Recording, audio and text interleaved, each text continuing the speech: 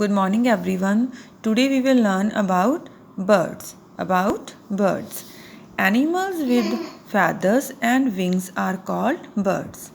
A bird has wings along with beak and no teeth.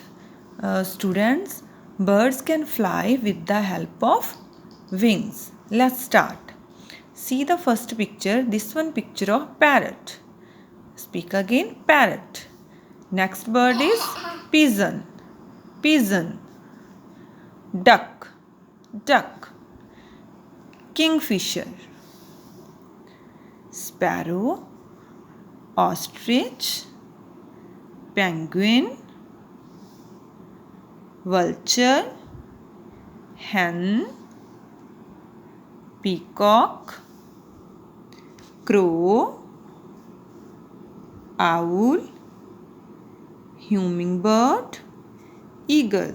These are the birds. Bye bye.